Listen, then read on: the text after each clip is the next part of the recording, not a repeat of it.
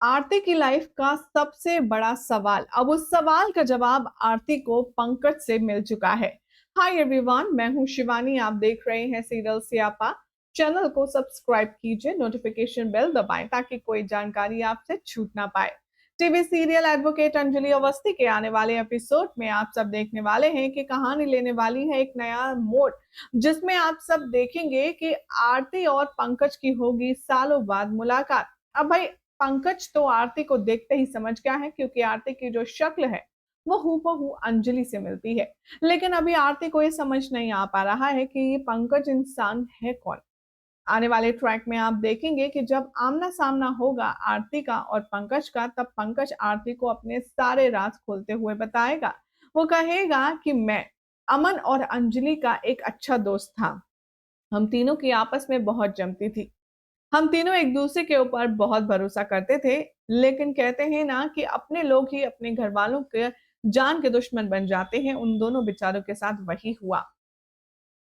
Anjali pregnant थी, शायद तुम ही होंगी उसके पेट में। लेकिन तभी उन लोगों के साथ इतना दर्दनाक हादसा हुआ कि जिसकी अभी तक चीख पुकार हमें सुनाई देती है। आरती कहती है कि आप प्लीज मुझे बताइए क्या हुआ था और किसने किया था। तभी पंकज कहता है कि आज भी अमन और अंजलि के हत्यारे खुलेआम घूम रहे हैं, चैन की सांस ले रहे हैं, मजे से अपनी जिंदगी बिता रहे हैं। जिन लोगों ने अंजलि और अमन के साथ बुरा किया वो कोई बाहर वाले नहीं थे, बल्कि उसी के घर वालों में से कोई शामिल था। यहाँ पर आरती को बताता है पंकज कि कैसे भजन सिंह और राघव सिंह राजपूत हमेशा से नेगेटिव थे, लेकिन अभी भी चंद्रमान ठाकुर के साथ राघव के कनेक्शन है। जैसे ही आरती ये नाम सुनती है वो कहती है कि ये लोग कौन है। तभी पंकज कहता है कि तुम्हारी माँ और पापा के असली कातिल अगर कोई है तो वो है युवराज सिंह ठाकुर और चंद्रमान ठाकुर। इन दोनों की वजह से ही आज तुम्हारी माँ और पापा की जान गई। अंजलि के बारे में सोच करके, उसकी हालत के बारे में सोच करके आरती की आंखों में खून खौल आता है। खून उतर आता है उसकी आंखों में और वो ये कहती है पंकज से कि इन लोगों को मैं चैन की सांस लेने नहीं दूंगी।